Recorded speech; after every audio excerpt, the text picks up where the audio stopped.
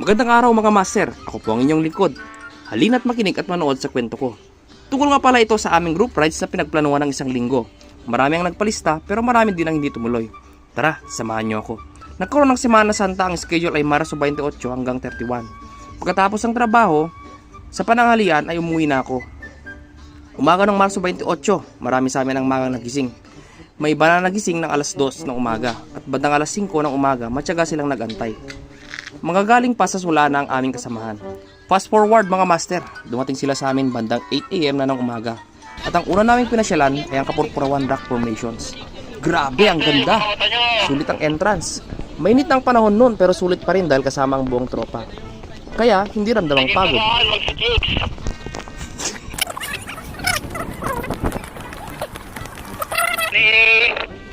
Inik, tignan mo.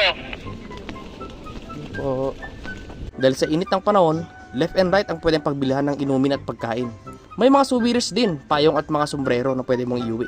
Pwede kang mag-horseback riding dahil may mga standby na inete na mag-aalalay sa iyo. Manunukat no, naglugan ka ba yun? 100. 100? May sa oras? Depende kanya. Ano dyan, Lea dyan?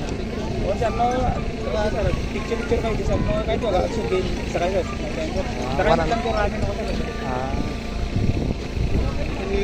Luwin?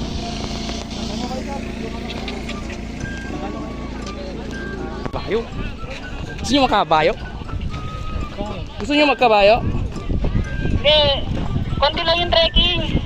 Mga 50 steps lang yan. Kabayo. Makita mo yung batang kumain ng bayawak. Hindi ako kakanin. Dito marami kang pwedeng pagpicturan, pang profile picture at pang mail sa Facebook. Hindi ka magsasawa sa tanawin. Mainit man ang panahon, sinasabayan naman ng malakas sa ihip ng hangin. Siguro kaya tinawag na Kapurpurawan ang lugar na ito dahil sa mga rock formation sa kulay puti, na sa Ilocano, ng puti ay puraw.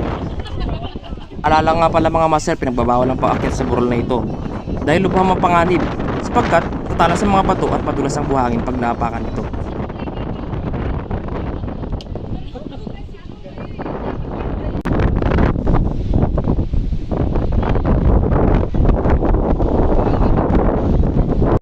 Hello Jan, salamat nga pala sa vest mo ha. Nandito na kami sa Salamat sa vest at saka sa helmet, okay? And guys, so nandito kami ngayon sa Kapurpurawan.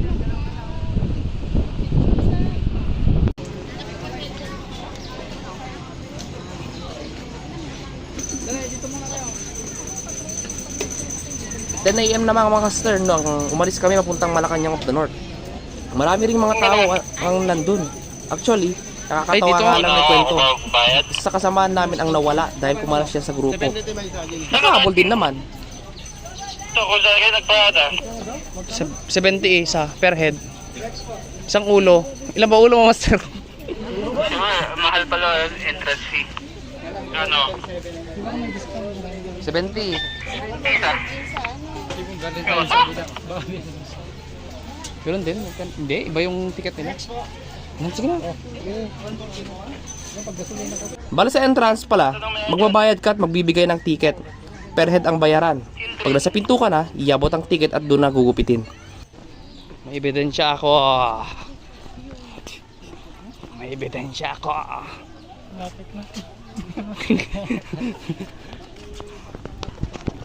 Ito na yun. Ito na. Naglag mo naman. Ito.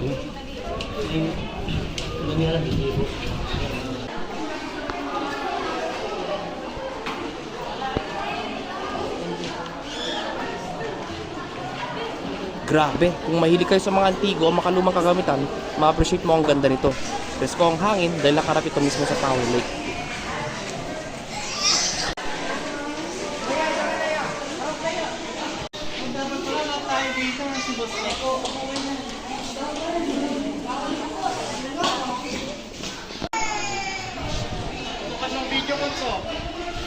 Oo. Oo. Sige. Laban ka, oo.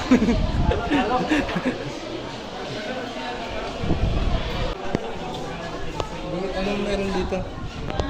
Higaan niya, no? Tulog na. Tapos sa'yo.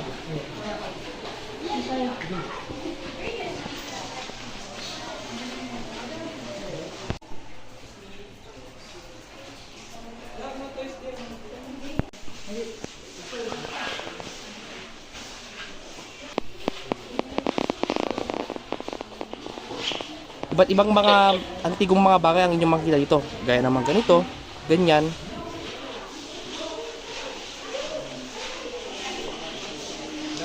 Yan, yan, at yan pa. Kaninong room to? Sa taas.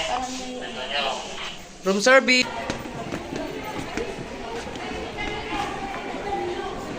Sir.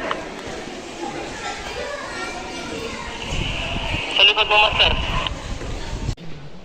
Bawal. Oh, say hi.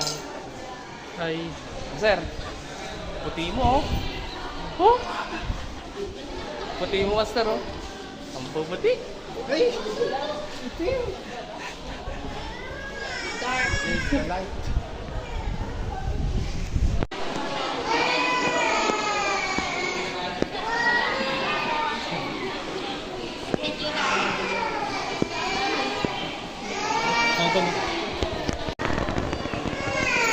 Dati kandila nilalagay dyan eh.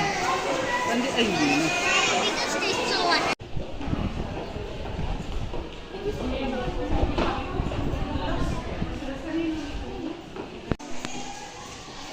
Master Nico.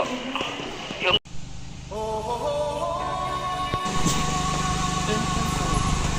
Ano to, Chinese? Ba't wala yung ano dito, Chinese Coast Guard? Ano nilagay? Baka ito yung gusto nilang buhay paps kaya ano. Sa Badanan. Water park naman yan. Doon, water park yan. Iba yan. Dito. Dito. Ano ba?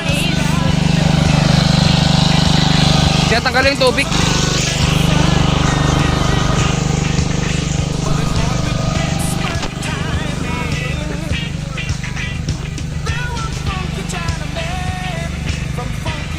Ginanyang. Siguro pag nagtambay ako dito, gagaling ako sa Kung Fu. Oo ah. Ayun mo.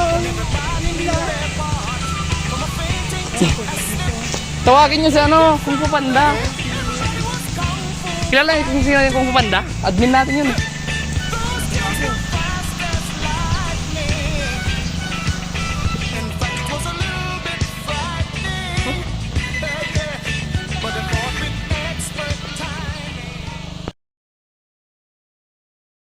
Pagkatapos namin dito, napagdesisyonan namin pumunta sa Poway Church para magbisita iglesia.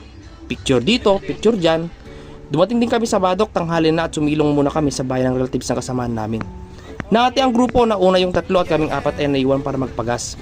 Samantala, yung isa namin kasamaan ay namili pa ng mga bakal at tornilyo. Kaya nagkaroon ng di pagkaunawaan dahil di umaabot ng radyo yung naunang group. Pagkatapos nung dumiretso na kami sa La Isla Virgen Milagrosa at dito na kami nagpalipas ng gabi. Grabe, ang ganda ng sunset. Ang dami activities. Pwede kang maglaro ng beach volleyball, maglaro sa water park, video okay sa floating cottages, at syempre ang maligo sa malinaw at puting buhangin mula sa mga durog ng corals.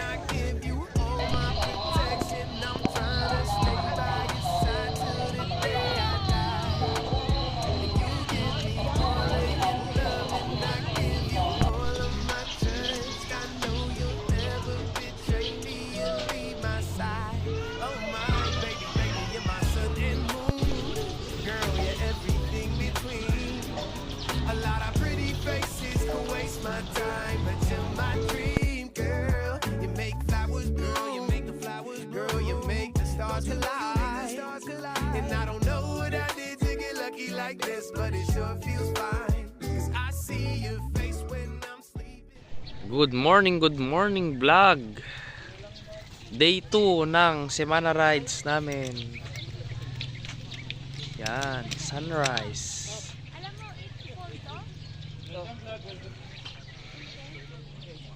Tundo, may buwan. Dito yung sunset kahapon. Diyan naman yung sunrise. Yan. Day 2 ng aming semana rides, dumiretso kami pabigan Ilocos Norte. Unang stop namin ay ang Ilocos Norte at Sur boundary.